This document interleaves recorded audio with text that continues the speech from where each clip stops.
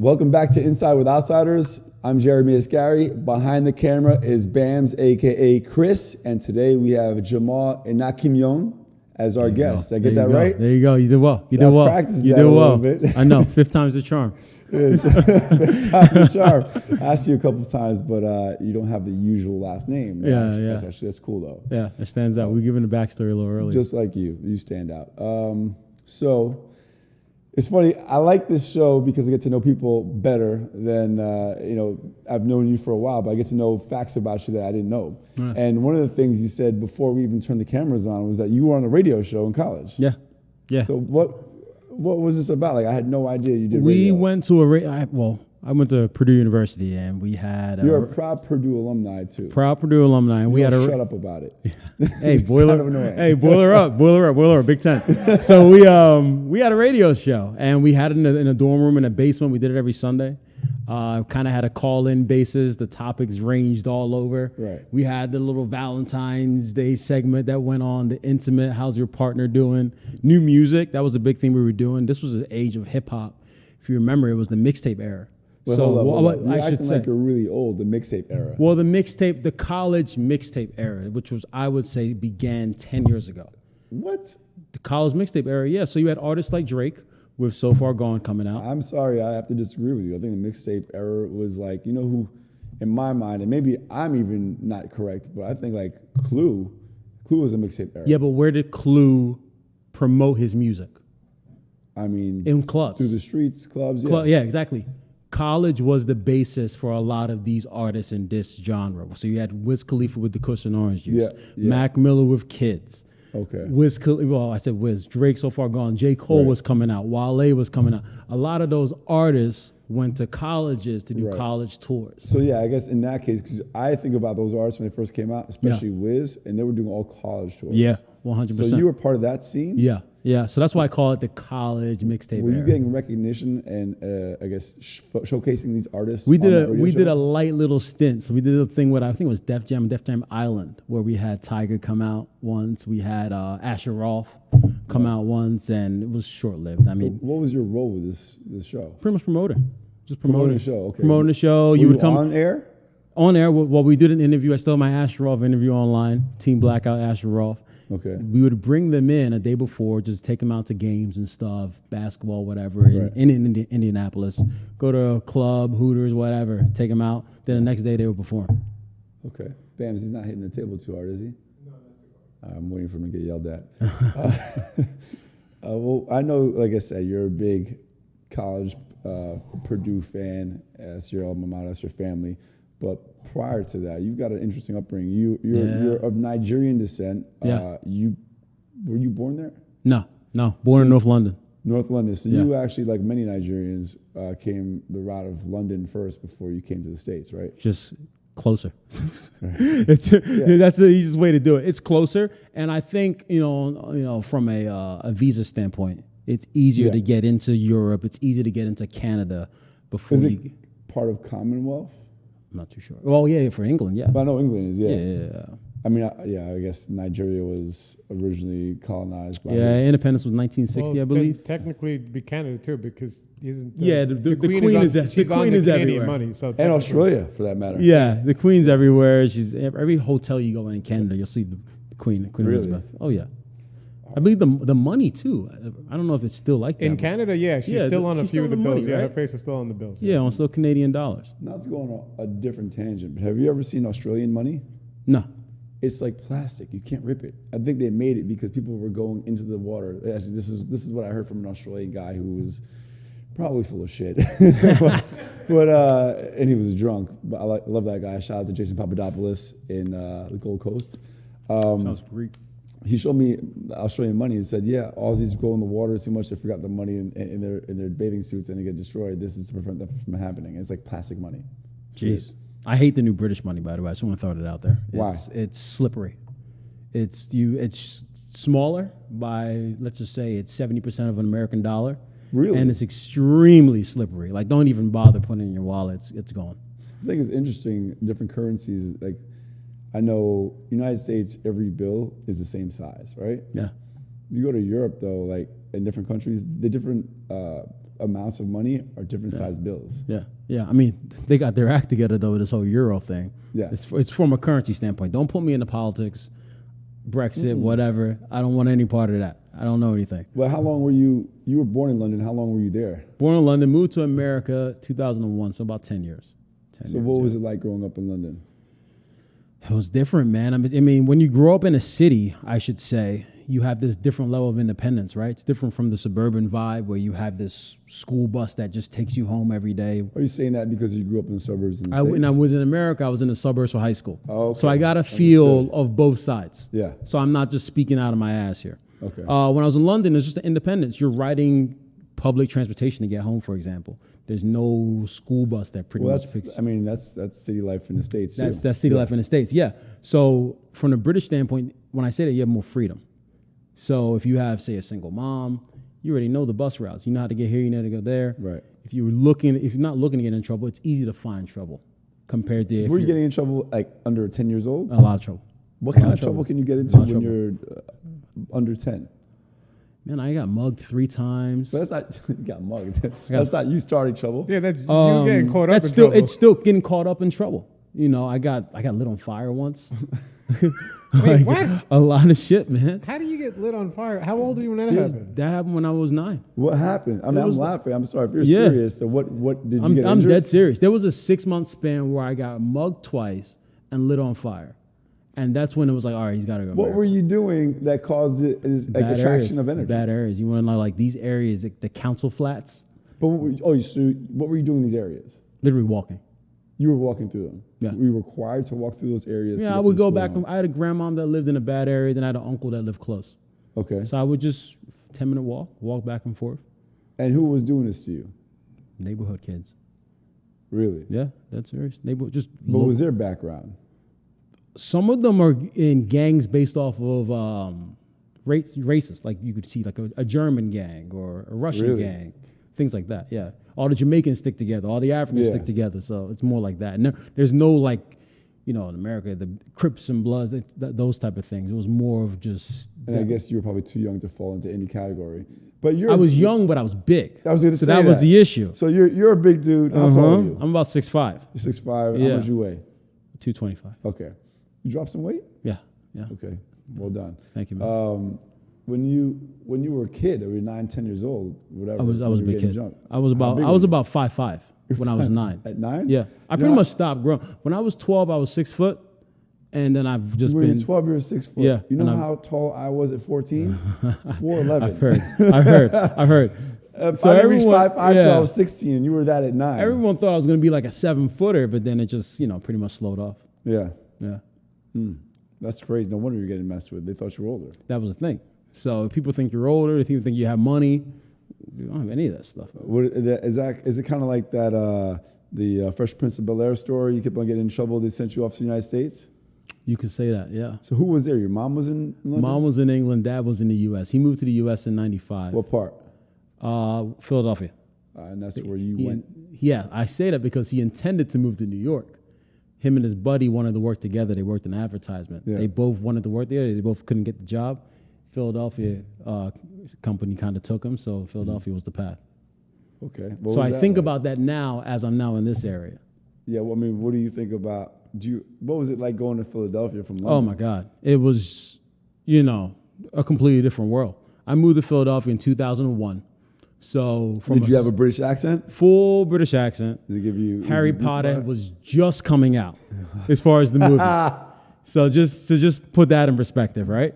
And and I talked about the bad areas, but as far as where I lived with my mom, I lived in a pretty good area. I went to a prep school, uniform. So I was. What was it called? Hogwarts? It's called Salcombe Prep.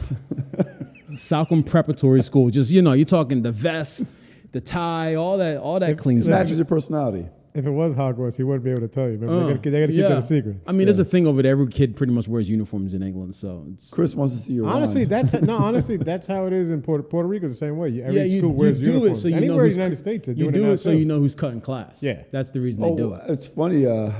There's like Wow. Just one off. Union City's doing it now too. Everybody, like the Union City High School, they all have to wear uniforms. Yeah. It's a smart thing to do. It's because they don't want kids. They don't want kids coming in. You know, kids who are poor can't afford good clothes. Yeah, that's the other reason too. I mean, for me, one of the reasons they were doing it. 3 outfits, reward them things. Yeah, exactly. Yeah. So.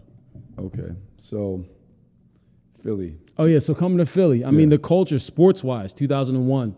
Sixers had just lost to the Lakers in the playoffs. Oh, that's AI. So you have all this feel of Allen Iverson had this big personality. But were you following American sports? I knew nothing. Because look at your shirt, Arsenal. Yeah. You're a huge I was football, a huge real football, not American football. Yeah. Fan. So I mean, in England, of course, I mean, I was in North London. If you're aware of the English Premier League, North London is Arsenal and Tottenham. So those are the 2 teams based on where I lived. Yeah. So I was a huge football fan, and the Arsenal at the time was pretty darn good, mixed with the fact that they had a lot of black talent. And did you play? Played, yeah, the whole played time. too? Yeah, played competitively. It was really good too. All right. When did you continue that when you got to Philly? Somewhat, but me wanting to get more acclimated with the American culture slowed that route down. Yeah.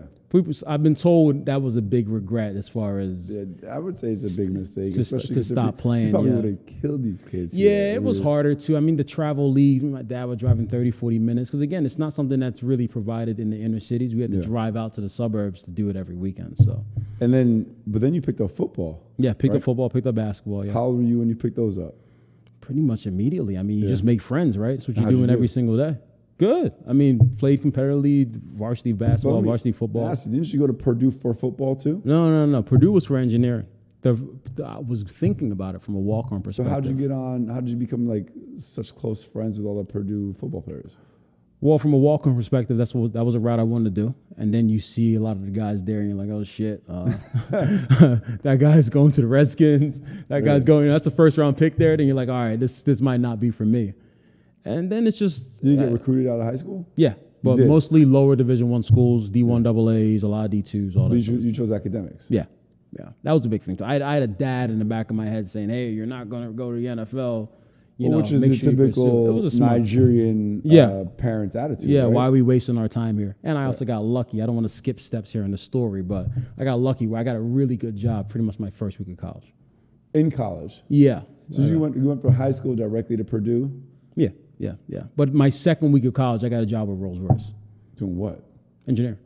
How did you get a job engineering within your first week of college? Sweet talk. And I went up there and I said, well, I went there 5 weeks before during the summertime. And do they have a headquarters there?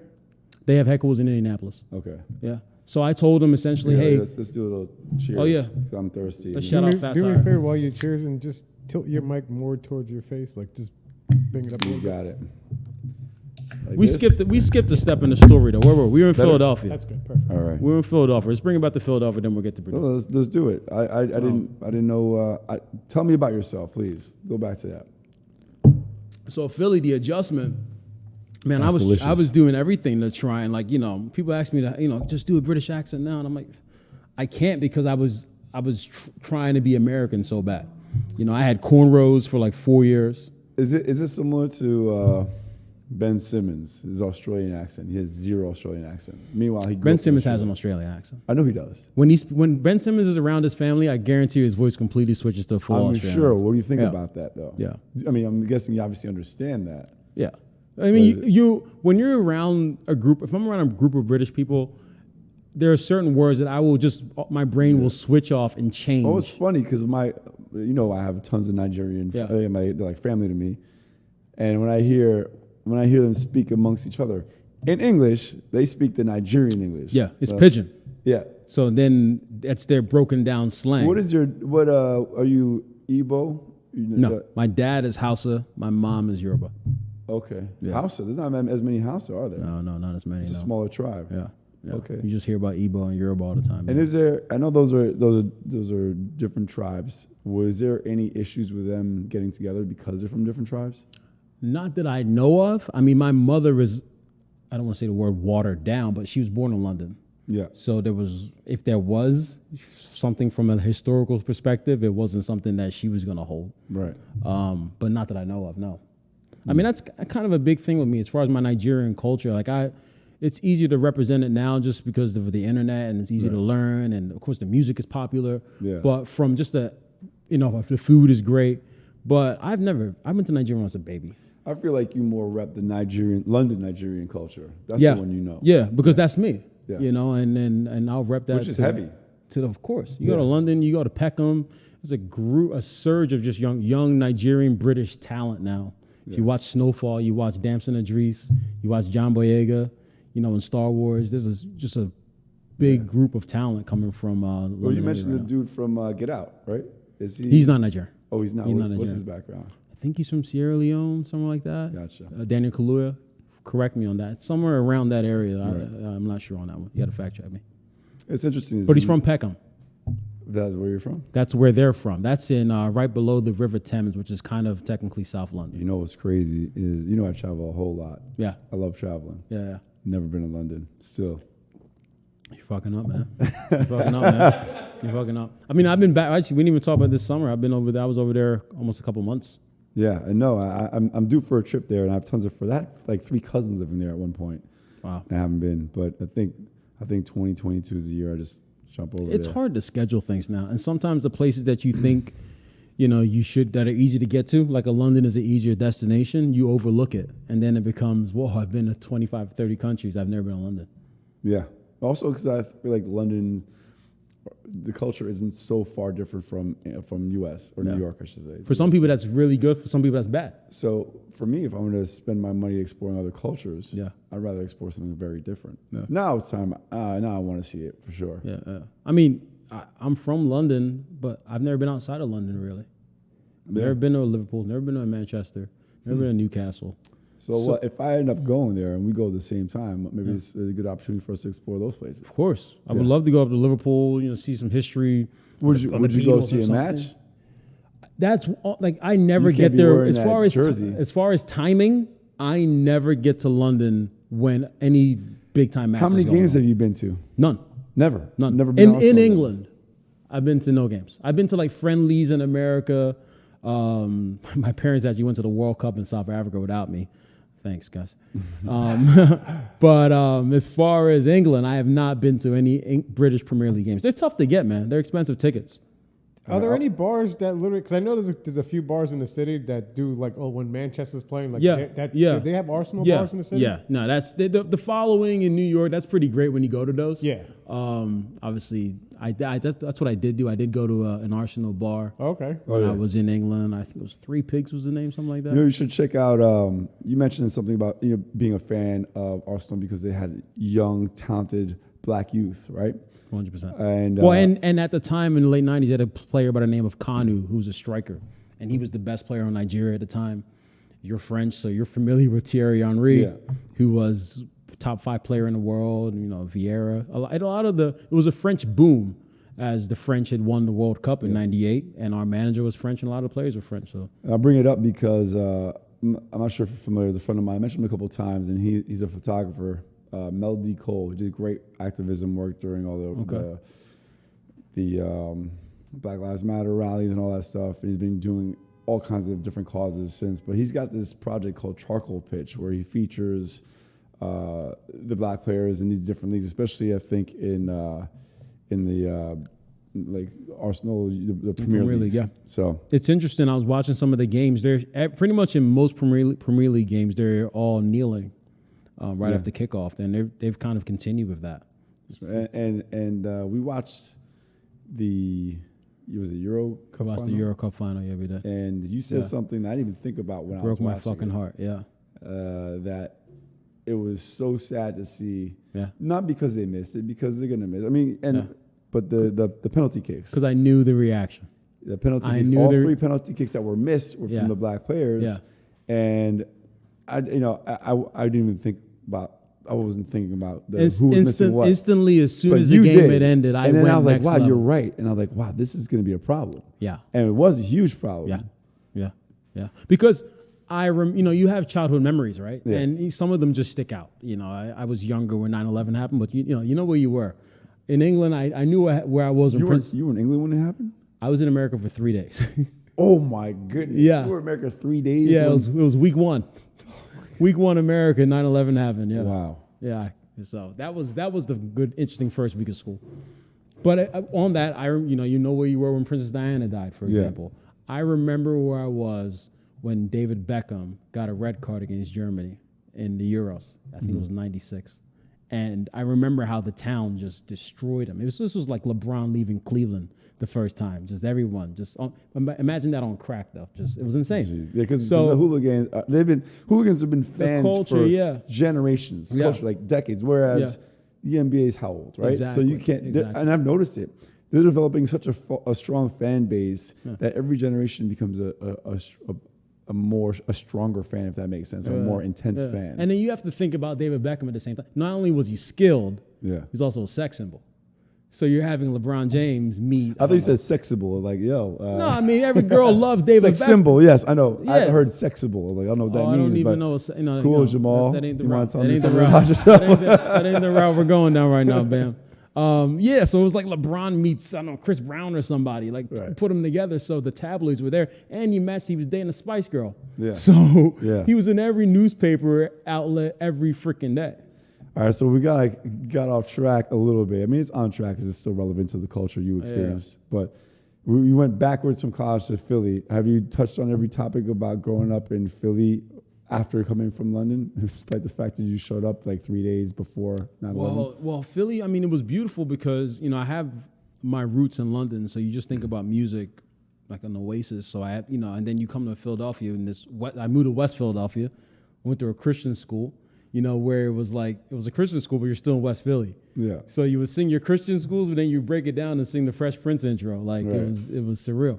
And you're just learning so much about hip hop culture, 50 Cent, all these different artists that you had no idea about being in England. Then from that standpoint, after I moved to the suburbs for high school. So then you go to high school and you're looking around like, I went from a middle school that only had one white kid to a high school where now it's flipped, right? Yeah. And I'm looking at people's T-shirts the first day because you're not wearing uniforms. And I'm like, what? Like these guys, the alphabet is spelled wrong. Like what is ACDC? Like why are they spelling it like that? I'm so ignorant. So it's a small band. Yeah, I'm like 3 days great. Led Zeppelin, what's that? Yeah. Like I had no idea about any of these people. But you learn. And let me ask you this: did they know about the music you knew about? The main ones for sure. I mean, I don't know how you don't know like a 50 Cent or the main hip hop artist, because hip hop. I'm asking because my first year of college was in Ohio. Okay. And I played basketball there, and I remember the team not knowing the music I was listening to. So I was talking about listening to Redman at the time. He just came out with the album, Nori, and they're like Noriega. Isn't that like some dude? Like no, not the guy you're thinking of. Well, yeah. Well, those guys are regional. And Redman, and these guys were like, "Who's Redman? Is that Blue Man's brother?" Like, where? Wow. What am I doing here? Get me out of here! It was terrible. Yeah. No, I mean they were pretty. I mean, because you have this perspective of a lot of hip hop. Well, this is like, I'm talking about like the beginning of like internet just started. True, because you got to think when internet started. Like when I was in high school, it was the Lil Wayne mixtapes. Mm-hmm. Everyone knew the Gangsta Grills, Lil Wayne mixtapes, and you always kind of wanted to hear it first. Yeah. And that spanned past race. Yeah, but again, like I think it's because it was easily attainable as opposed to before. It was like you got your music from your friends or digging through crates or through DJs or whatever. Yeah, you had to do the work. Yeah. All right, so that's the high school route going to Purdue, right? Yeah. And you told me stories about Purdue. Can you share anything? Trying to get me canceled, right? What's up with this guy? I want to know. I want to know about you. Hung out with the athletes. You hung out with Division I athletes, who were basically pro athletes. I hung out with everybody. I was a mix of all crowds. Yes, but the interesting stories were like they're essentially being treated like pro athletes because that's what they are. They're pro athletes prior to going pro. Yeah. Yeah, and which is funny because Purdue at the time, well, right now decent, but at the time was not the greatest. But the talent was there. Right. What were some of the perks you saw them receive? I mean, just the boosters, right? I mean, there's. And what did you benefit off of as well through being part of that? There was a stretch where I didn't pay for some groceries. Really? So what was the guy? The Jameis Winston crab case story. I mean, the crab legs, and that kind of stuff can happen. Yeah, for sure. I mean, it's not. You see, for me, I go in comparison, right? It's about how you look at it. Was it Ohio State where you see, guys that were driving around with cars, brand new cars from dealerships? No. But, there's always perks on all these different type of levels, man. So what was college like? You did the radio show. How'd you get up with the radio show? So we had a mixed crowd. So it was a lot of for me, I would say at Purdue, it was a lot of the minorities that stood together. So that's how you say, oh, you have some athlete friends. Yeah, I had athlete friends. I had some international friends. I had some engineering friends. Yeah. But because there was only 4% black people, pretty much in the whole school? In the whole school, 4%. Oh, wow. And then that's counting international too. Yeah. So everyone talked to each other. Yeah. So we all knew who that person was, that person was. Yeah. Yo, come on. So you got him on the show that way. What'd you say? That's how you got involved? Yeah, we did the show, and that's how we did the show, and then from the show, that's how the Def Jam connection kind of happened. Yeah. And how did you decide to be an engineering major? The typical, you're good at math, you're good at science. This is the safe route for you. Yeah, did you like it? Do you like it? No, I like that. I like it a lot. I do like it a lot. What do you do now with your engineering degree? Now I work in transportation. What do you do? So I'm a technical lead engineer. I probably won't say my company. But a lot of the trains that, the everyday passenger rides on, or the APMs as we call them, the people movers at the airports, I work on those, keeping those in service. Oh, okay, because I work for an engineering firm myself. I'm a consultant at the Port Authority. Oh, okay, yeah. So Port Authority is our customer. So then I probably know what company you're working for then, because it's only a handful of them. Yeah, it ain't hard to put two and two together. Yeah, especially if you're in the know. Now, is this something that brings you joy? Yeah. I mean, service it should bring you joy, right? If you're doing active service to help people. No, but I'm saying we've spoken a lot about like your goals and aspirations. You're definitely a go-getter. I think my goals are greater than being a day-to-day engineer. Right. That's kind of why I always have a passion to have just different forms of income, different side hustles, things of that such. I appreciate you putting me onto that Airbnb. Yeah, I mean, I've known about Airbnb forever, but you're like, do it. I think COVID kind of taught us a lot, where everyone had these regular jobs, these 9-to-5s, and then suddenly you put all this work and energy towards these jobs, and they tell you, oh, here's a slash of 5%, here's a slash of 15%, oh, we're gonna furlough you, and then you kind of realize, oh shit, I'm stuck. This is my only form of income. You got furloughed for a while, right? It was 4 days. 4 days. Oh yeah, that's right. 4 days. I think I was looked at as. How'd you survive? No, see, that's what happened though, because at that moment I'm like, wait a minute, I generate X, X, and X. Like, you can't do this. Oh, you told them? Well, I told them. I was like, all right. Well, I figured they would realize. Yeah. Which they did realize sooner than later. Like, wait a minute, we can't do this. Yeah. But at that moment, I had 4 days to think. Like, wow, they didn't even know what I do on a day-to-day basis. To do this. They found out pretty quickly. They found out quickly, sure. So I was, it was vindicated. But still, I was like, I don't like the power of my career being in this person's hands. Yeah. Based on the fact that they don't even have that much of knowledge on what I'm doing. So, you start to think and you start to ponder and you figure out different ways of really gaining some sustainable wealth. That's what I'm big on. And how are you going about doing that? Well, right now it's the world of real estate. I mean, real estate is the number one form of sustainable wealth. If you really look at the history of just black people in this country, like that's been hard to get. Yeah. It's been hard to get as far as just different loans and balloon loans and redlining of that such. These laws that were put in place to kind of hold minorities back from building that. And I look at it in America, and that's kind of why I kind of look at Martin Luther King as like my number one hero. He had a list of stuff that guy had to kind of deal with, and that was one of the things that he really got changed in that civil rights bill. Mm. But again, it was in the 60s. Right. So we're just talking about 2-3 generations as to where we are, right? I just came from England. I'm looking at buildings, 1640, 45, they're still around, It's pretty much besides the ones that were pre-World War II when the Germans bombed it. Yeah. So they've had generations on generations and generations of a head start. You talk about, generational wealth and all that. What was your goal? What was your dream like growing up? Was it to be an engineer?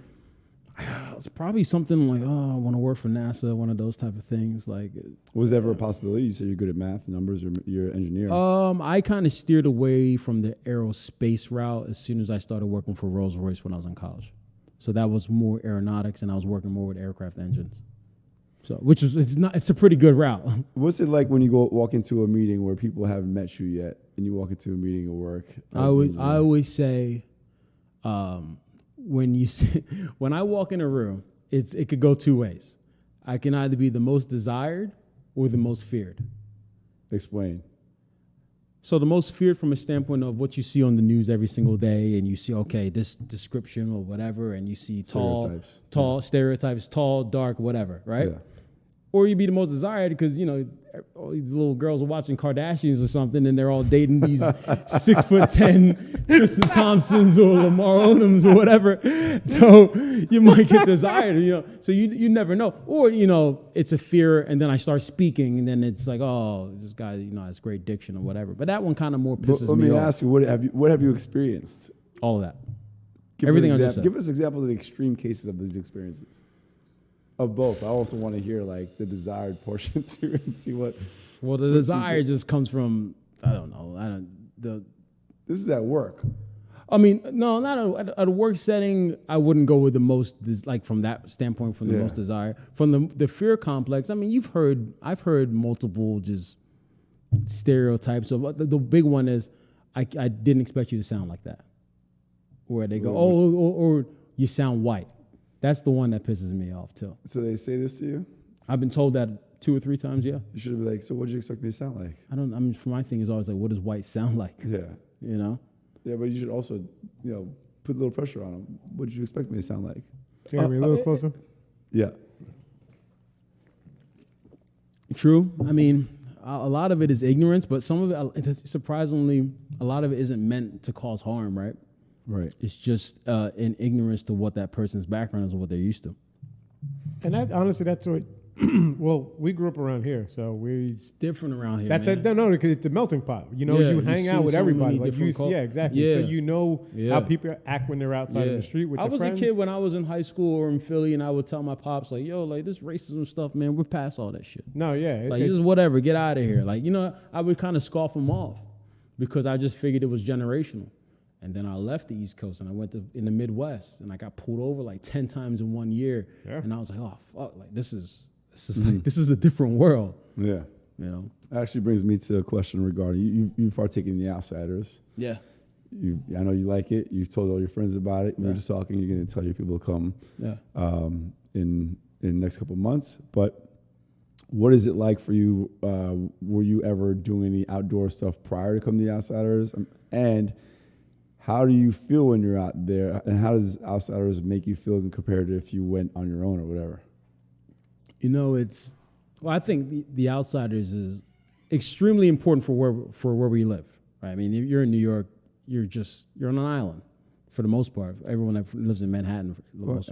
I think that's the case for maybe any urban environment, major city. Yeah, a lot of people aren't driving, and then you're just missing it. You're missing, your life is filled with mass transit and busybodies, and then you just don't even get to appreciate nature. You don't get to really interact and be at a place of peace. Yeah.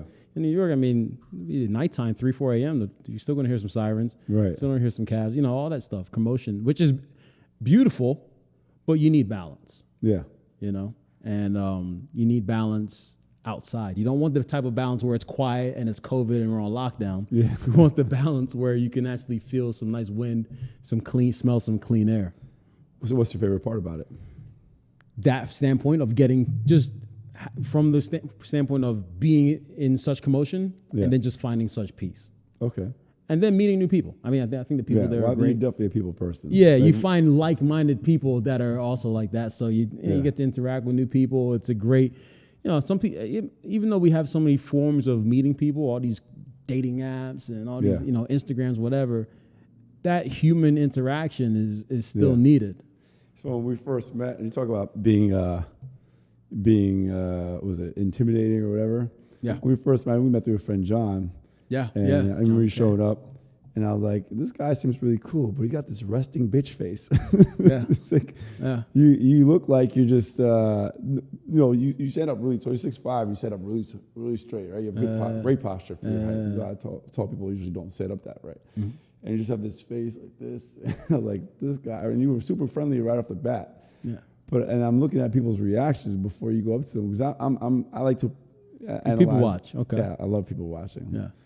And to see their demeanor change once they realize that you're just so social, right? So friendly is hilarious. I love seeing that. When you walked up, like, what's this guy so angry about? Well, I mean, usually when I'm in a new environment, yeah, I'm always just thinking like, okay. Yeah, you get a side eye and you stuff. know, Like, and then hanging out with you was kind of like my first times hanging out in that layer of nightlife.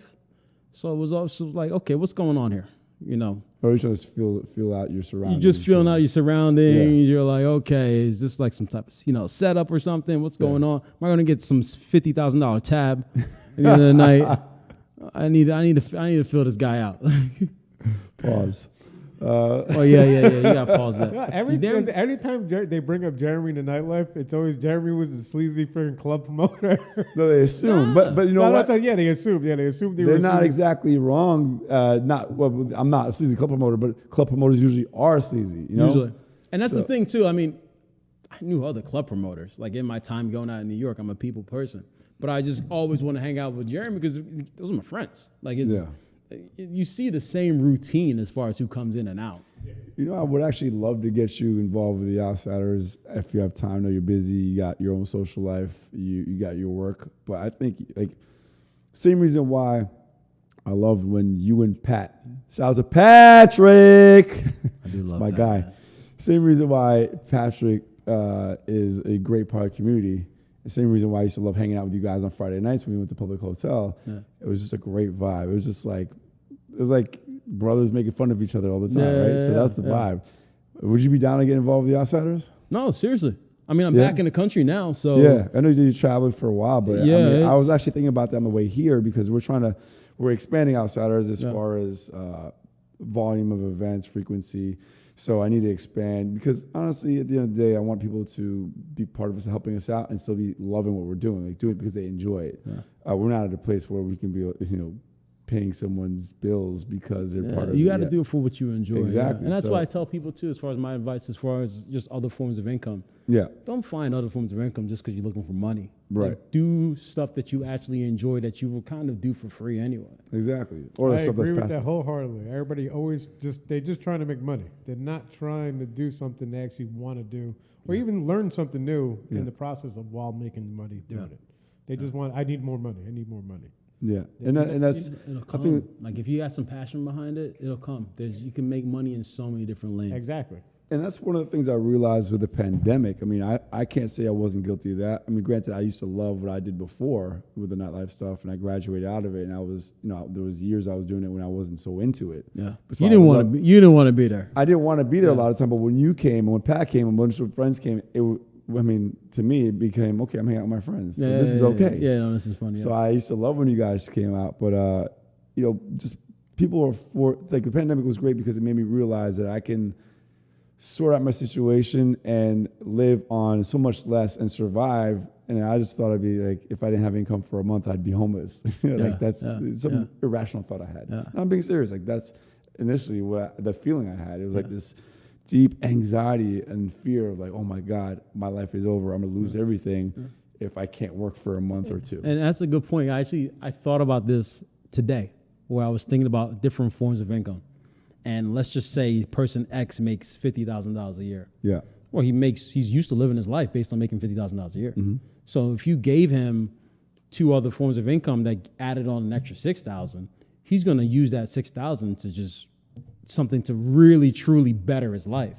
Well, now, you would hope so. You would, for the most compared to, I'm saying in comparison to if you just gave him a standard paycheck of $56,000, it would just be a regular life. Mm. I don't know. I mean, for me, it was just an eye opener. Again, it also got me to be able to do more stuff with Outsiders. And you figure stuff out when your back's against the wall, right? Very true. And what's funny is, as stressful as it is, and I kind of admit I liked it. I like that. I'm like, all right, what do I have to figure out? I got to problem solve this, and it's like an adventure to me. It's like it's the unknown, right? And conquering the unknown and solving a problem, and I really enjoyed it. It stressed me out. I mean, I got a bunch more grades during the pandemic, but at the end of the day, like it was a challenge, and I guess maybe because I'm so competitive, I just loved conquering that challenge. Yeah. Put a battery in your back. For sure. I mean, Jump started to be like crazy Exactly. even more. I mean, I also had the opportunity, certain things that fell into place where it allowed me to the pandemic allowed me to have the time and step away and rip the Band-Aid off as far as stuff that I didn't want to do before. So I'm definitely grateful for that. there was no excuses. You had all the time. Yeah. Yeah, I mean, I like that. Yeah, you can always make an excuse though. You know? True. But again, back against the wall, Mm-hmm. it's sink or swim at that point. I got a couple questions for you here that I ask a lot of my interviewees. All right, what you got? What is a dream you have yet to achieve? And it can be, you can tell me a financial, business, professional life dream, or you can tell me a personal one, or both. I think I want to go to Nigeria. Like You've never really, been? I went when I was 6 months old. I don't count it. I've No, seen 2 yeah, pictures. it doesn't count. I want to really go. Can I ask you why you haven't been yet? It's not the easiest trip. In what sense? In the sense of, how do I say this without being disrespectful? I can't just go and, for example, go to Jamaica and just stay in the Montego Bay Resort. Right. It's much better if you know people there, you're connected, you move place to place. But you know people there, right? Now I do, really, like my age at least.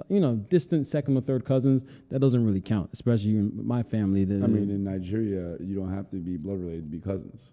True, but I mean, I have close friends from college Oh, and really? that are in Nigeria, yeah. Okay. Yeah, so that's that connection there. I'm like, okay, now let's go, let's get it, let's make it happen. So I just haven't, I would, when you do something like that, you got to dedicate at least 2 to 3 weeks, and my time 2 to 3 weeks is spent for England because that's where my mother is. But now I feel comfortable making that type of trip happen. Are you still working from home? Yeah. So That's yeah, it's all about time change. That's it. I'm trying to go to Senegal, Dakar, Senegal, sometime in Just the next 2 anywhere. years. I need to go somewhere where it's And the predominantly. reason I bring that up is if I make my way over that part of the Yeah, you'll land, be in West Africa. Yeah. I might make a trip to Lagos. Yeah. I just want to be somewhere where it's predominantly black. And sometimes Jamaica, I've been to Jamaica a lot, doesn't really count because when you're in resorts, Yeah, exactly. and it's the one just the thing people about working Jamaica that is, the places you're probably attending when you're on vacation Yeah. is all. It's not even not that it's not black. It's also like very middle American, yeah. and it's Yeah. not I just have black people serving me, like in Jamaica, Right. which I don't like, right. So Yeah, yeah, we got to do an Africa trip. I got to do an Africa trip. 100%, absolutely. So you give me a personal goal. I know your business goals already. Is there anything I haven't asked you that you want to share? I would love to get something fun for the reels we do. Something we can get. Man, no, this guy was trying to get me in trouble. That's why. I was like, yo, tell me about that booster. Exactly. I know. Tell me about that lady. Oh shit! What was the question? Read that. Is there anything that I haven't asked you that you want to share with the audience? Man. Tell about yourself and I experiences. actually can you talk about what you did for Rolls Royce? Do you still work for Rolls Royce? Not anymore. Not anymore. No, Rolls Royce isn't out here. Rolls Royce. I did a co-op. So a co-op was which is if I was gonna give like college students the best advice, I would say do a co-op. One, because you get benefits, so you're that 401k starts at that point right there, and it's kind of you're a contract where you're in there. You're not worried about an internship every single year. So I did a co-op with them, and I did helicopter performance, dynamics and controls, and service engineering. Working on This guy's like a Rain Man. all over, man. So yeah, Rolls was great. It was great. Yeah, that's amazing. Some of the stuff you're talking about, I have no idea what that means. So that's impressive. See, that's what we think differently though, because I'm thinking from your perspective of, man, if I had to do Outsiders in a different country, my God, I just did Yacht Week with 10 friends. Right. Impossible to organize 10 people together. It's tough, but I think for me, what helps me is I'm very visual, and what I bring that up is I envision minute by minute the trip. It's weird. You have to. Like some certain people, my new TV show right now. I love the Wu-Tang TV show. I saw the first season. That's Oh what I gotta my watch. God, The second season season's supposed to be 2. great. I gotta rush home and watch it, and I'm just thinking, how the hell did RZA get all these motherfuckers in the studio to show up on time to do this album, like to actually It's believe management in skills, him? man. It's tough. Like like I said, I talked to you about getting part of Outsiders, and when the camera shuts off, I really want to speak to you about that. Yeah. I would really love to have you be part of it. But the biggest challenge for me, if I think about scaling my business, obviously you want to get enough customers. You know that's marketing. But one of the challenges is getting enough staff that stays enthusiastic about what we're doing. You know, stays passionate about it, because like we're doing twice a month, back-to-back days at least. So if you're not too into it and I have to use every single person the same amount of time, like for every single one, that's going to get them tired. And I don't want to do that. I want them to stay passionate, because they are. They love it. So my challenge has been finding people that I can really trust to have the lives of others in their hands. You know, you know, you're driving a vehicle sometimes with customers in it. You're guiding them through hikes. You know, and some of the stuff, it's not like rocket science, right? But it takes common sense. And the thing about common sense, it's not very common, you know? Yeah. So that's been a challenge. So I would love to have you on board. You've already experienced it. You've definitely promoted the hell out of it to your network. Yeah, and, I like the Outsiders family, man. You seem pretty responsible. I try. So the last segment, if there's nothing else you want to share, Bams, if there's anything else you want to ask Jamal before I go into our 5 rapid fire. Bam, ask away, man. No, I mean Rolls Royce. I didn't realize Rolls Royce had they did their aeronautic stuff in. Oh, the United yo, States. dude, that's the number one fuck up. Every time you see like a college kid in line, and I think every time I think a Rolls Royce recruiter will play on it, and I'll ask the people, okay, so what do we do? And then some kid will go, oh, yeah, you guys do the cars and stuff, and it's like, oh, well, next in line. Did you break out the English? I'd be accent? So the person I'd be hicked out pretty quick. Yeah, It's like well, forgetting they make not Boeing. They make but no, they make Boeing. Boeing, like right? they make engines Well, for what Boeing and happened stuff is like that. they sold the car rights to BMW, but BMW, because the branding of that double R was just so great, why get rid of it? Let's keep the branding. Yeah. And that's why they stopped doing the automobiles and they stayed with the aircraft engine. All right, cool. So Bams went out to grab somebody, but I do have. So our last segment is 5 rapid fire questions. Yeah. All right, so you know what that means. I gotta answer quickly. Yes, but I'm gonna ask for explanation on some of them. Okay. So you can drag it out a little bit, but you gotta answer quickly. So basically, whatever comes to mind first. I want you to think about this. So, what's your favorite city other than New York City? Albufeira, Where? south of Portugal. Really? Yeah. Why? I just went there a month ago. Okay. I loved how I just love the beautiful scenery. I've been in Lisbon once. I was in was Lisbon, great, yeah. then drove 2 hours south to that Albufeira Faro area. What's so special about it? How'd you know to go there?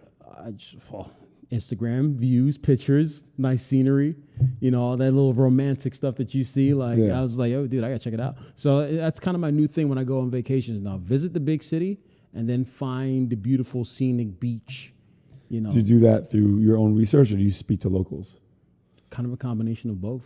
Okay. Combination of both, yeah. And then once you get there, it's like, if you know, you know. Like, well, how was that place? Tell me about it. I mean, it was just beautiful. I mean, it's just I don't know how to best describe it. The ocean, the water, because you're on the ocean, so you can actually, if you go really at that point, you can damn near see Africa.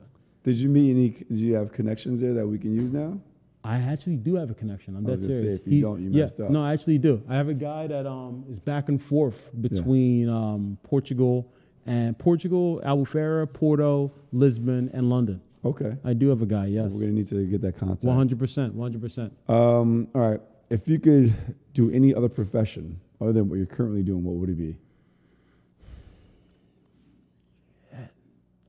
Probably a sports general manager. Yes. Aren't you doing something with sports right now?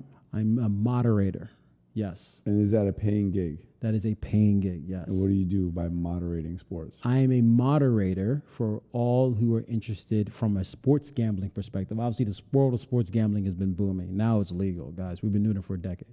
But so people that have been in the game for a while that just, I follow all the trends, all the lines, different insights, different prop bets. Yeah. I give out my picks, my 3 picks of the week. And, okay. I have a friend of mine who his brother does that for MMA, for UFC. Boom.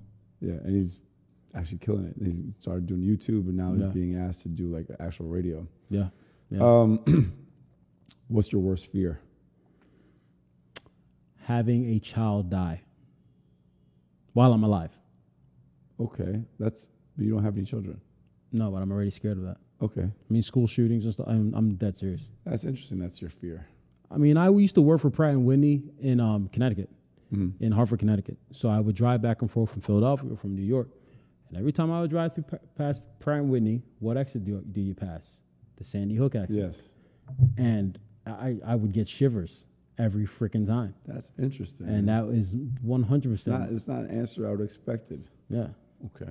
I don't fear much. Like if I gotta would go, expected you like hear like failure or dog. If I gotta financial, go, you know. I gotta fucking go. If I'm Yeah. broke, I'm broke. Whatever. Like take me out. It's cool. I feel bad for the people around me. Yeah. But if it's my time, it's my time. Yeah. Now losing a child, like come on. Okay, well that obviously means you want to have a nice family. You want to have a family. Yeah. It's about legacy for me. Okay. Yeah. If you could have any superpower, what would you choose?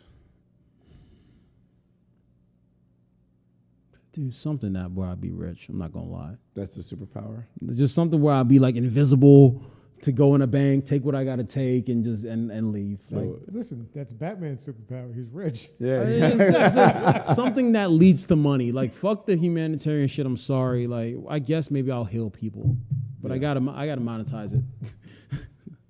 all right. Just a charitable guy you are. I'll just keep it real. I'm not doing a superpower to fly or something. Right. Who gives a shit? My last question is, what's your favorite food? That's a tough one for me because I like kind of like I'll just say Asian cuisine. Like Okay. So I can kind of cheat, right? Because I can get Indian food and Korean food and Japanese food. And Yeah. If I could say Asia as a whole, yeah. Asia. I'm just take the whole continent. Really? Well, because yeah. You can. So by now everyone who's watched the show knows that. As I don't asked have Asian cuisine. to bring their favorite food, and I just asked him what his favorite food is, and he says Asian food, but he brings burritos and tacos. Whoa. Here's the thing, though. All right. From a slightly cheap meal, bulking standpoint, but like kind of clean, I like Mexican food. Okay. Well, I'm glad you clarified. Yeah. Let's try this. What would you bring? You talked about from the weight loss standpoint, whatever. I dropped like probably 20, 30 pounds over the past year. So obviously I still like to eat and I like to have fun and obviously having I a like beer. to eat too. What'd you bring? We have. Just so you know, Jeremy just does the inside with outsiders just to get free food. Basically. I was thinking, I was like, this is a nice little gig you got going on. I have a conversation for an hour with people that really bore me just to get free food. Yeah. So this is from Burrito Joint. It's out in Union City. I don't think they're a chain or anything. You want to shout them? Oh, is it Burrito Joint? you said? Burrito Joint. Where Joint. is it? It's kind of, I wouldn't say like 40th and Palisade They're area. too far from the deliver to my place. Yeah, 40th and Palisade type of I'll area, have to make a but trip there. they're good. I mean, you walk in. Oh, I know. They're literally down the block from where the police station is. Yes, yes, very close to the police station. It feels very local. Yeah. It's It is, hot as that's not a chain joint. They've been Yeah. there for a couple of years now. Yeah, they get to business. They get to work. It's You know hot as what's shit. in really there. great? If you pass me one of those. Hey man, hold on now. Can I warm it up? So I got for you, like I mentioned earlier, you have a chicken burrito. Chicken burrito. I understand at your advanced age, we're gonna stay away from the red meat. And I have. I'm glad you got I know your favorite thing is tube steak, so I appreciate you not bringing that. I don't know what that is. I'm guessing some type of reference. I might have to bleep that one out. Yeah, you would. exactly. Might have to. Exactly. And I have a steak quesadilla.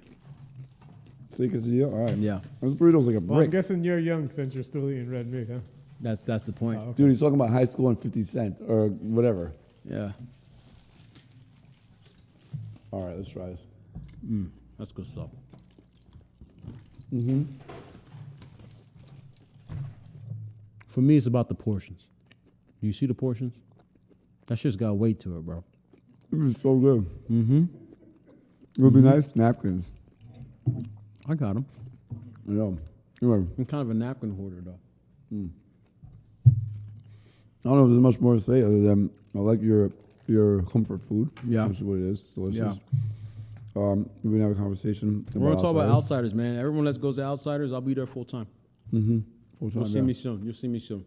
Yeah, meet my new intern, Jamal. What is this, episodes? We're in the 20s, something like that? I Well, should have been we episode. we don't name the episodes or number them when we're doing it. We Okay. figure out based on the vibe like who we should put up one after the next. I should have been episode 1, goddamn it. No, Pat No, was I'm number sorry. one. Patrick had to be episode number 1. Oh, yeah? Yeah, Patrick had, because he's Patrick. How did he do? Although I would love to get you and Pat on a show together.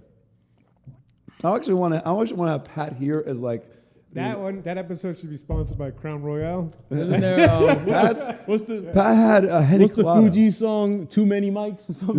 Yeah, too many. I love to have Pat back on. But No, we'll do that. We'll set that Yeah. up. We'll I'm set sure you that guys up. don't want to watch us eat. Thank you for coming. Yeah, man. Appreciate it. Yeah, We'll have to get you back on when you have some more stories to tell us. Yeah. And when you're Yeah. willing to tell us some more stories. Yeah. Actually, no, the next one's going to be me and Pat. We got to set the date. I'll set it up. I need a promo. I need a flyer. I'm The gonna have to come showdown up with a between whole me new and scenario Pat. for a set. I'm going to put a couch, a couple of chairs, Yeah. we'll get some I cigars need out it. here. I need it. Oh, I yeah. need, Well, with that background we get eventually when There you go. when we're sponsored by Event Combo. There you go. Yeah. I'll have a different type of sponsor, different type of alcohol percentage. All right. Yeah. We'll talk about that. But anyway, thank you very much. I'm man. starving, and I'm glad you finally gave me this food. So Yeah, man. I appreciate appreciate it. you Next having time me, we'll have Asian food. See you later, guys. I appreciate you having me.